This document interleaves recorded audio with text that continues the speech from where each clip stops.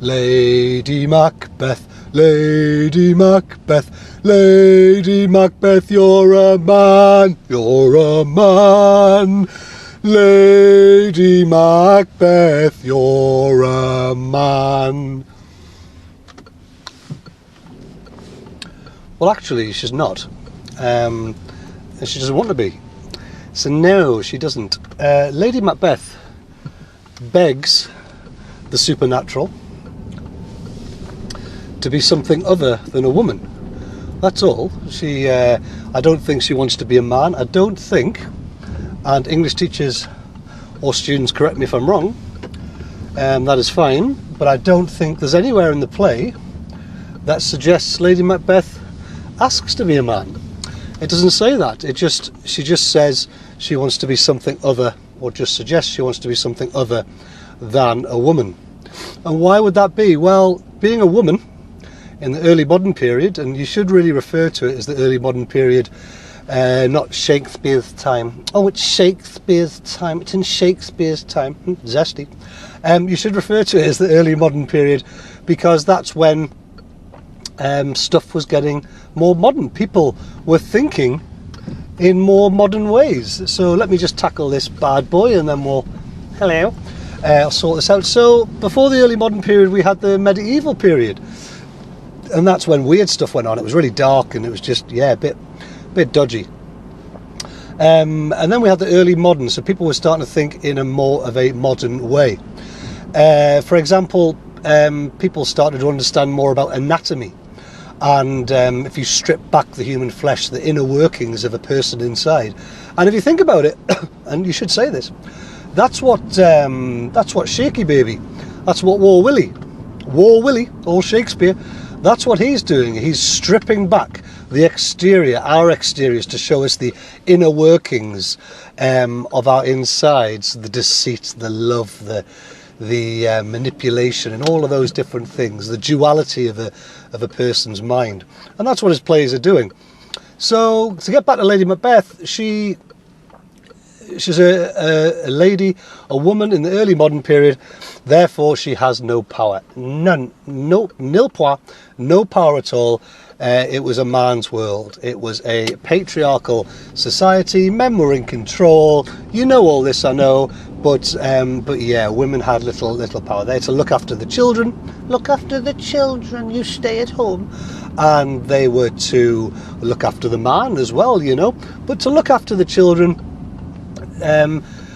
look after the house setting, you know, they were seen as hysterical. Should they, voice an opinion or anything? Well, maybe not hysterical, but they were, they didn't have a voice, put it that way. I don't quite know what I'm saying. Sometimes I dribble on a bit, so sorry. So she, in order for her to help her husband, Macbeth, in order for her to support her husband to kill the king and succeed with that ambition that he has that overleaps itself, she must get more power than she could possibly have as a woman, in the role of a woman, in the guise of a woman. So she has to do something. So she begs to be unsexed, okay, to not have a gender, to be genderless, to be something else. You could, if you wanted to, yes, you could argue Lady Macbeth is the fourth witch. Women tend not to do too well in this play. Yes, she could be the fourth witch. But I prefer to argue something else, which is, I think, sexier. Yeah, baby. I prefer to say Lady Macbeth is more of a victim. Now, wait for it. She's a victim in a patriarchal society. And she is absolutely a victim. Let's break it down. What's she doing? Well, she's supporting her husband. She's doing what she can to support her husband. She's in a man's world, so therefore she needs to get some assistance. She needs to get some power from somewhere else. She can't kill Duncan because he reminded her of her father, so therefore she does have remorse, she does have compassion.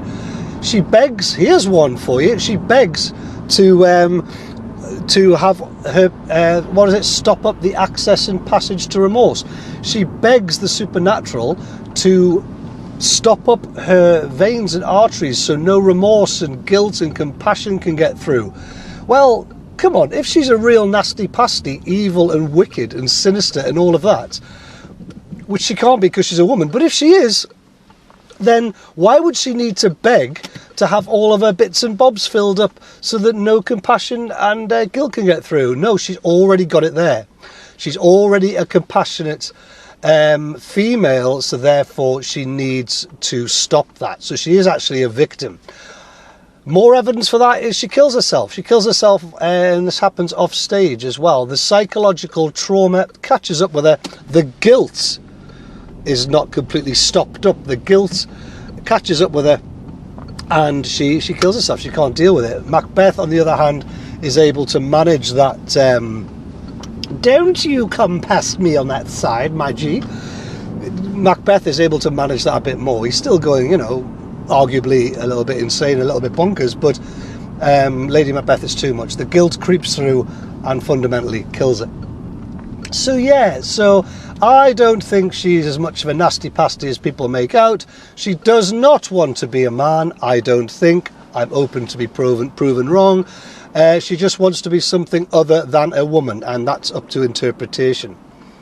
What else? Do not forget to talk about the great chain of being. The great chain of being.